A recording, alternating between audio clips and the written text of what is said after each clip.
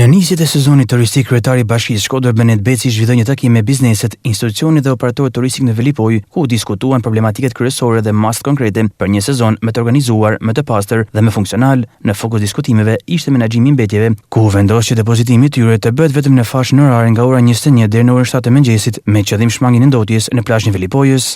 Por çdo vit e më shumë jemi përpjekur dhe kemi arritur disa rezultate relativisht të mira, do thoya për sezonin.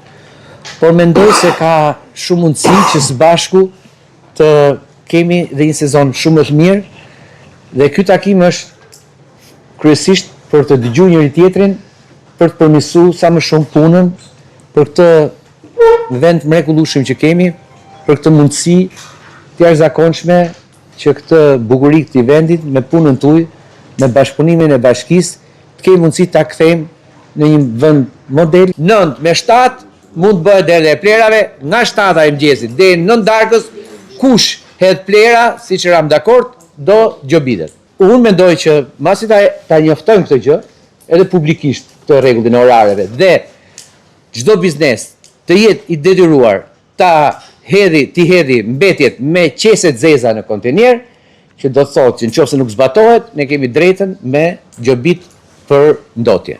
Ka rregulla shumë të forta për ndotje mjedisore. Shumë të forta. Edhe masa shumë të rënda. Edhe unë nuk du me përdor këtë gjuhë, por sot është jashtëzakonisht se ndotja mjedisore që bën njëri ja shkatron biznesin gjithë tjerëve. Njëri është atje dhe ne jemi detyruar të marr masa shumë të forta deri me ndjekje penale. Dhe me shumë tjera. Ne nuk kena nevojë, se jeni komunitet që mirë kuptohemi, por duhet ta mbani parasysh. Nga ana tjetër, kryebashkiaku shpreh prerë se nuk do ketë asnjë tolerim për hapësirë publike për pushues në plazh të çadrave e të hapësira publike. Këtu nuk jam fare tolerant. Te kjo, sepse duhet të ketë hapësirë publike për pushuesit, por i lutem shumë, betej e shtyve një rresht më këtej, more një më çadër më kështu, bëhet ne nuk duam.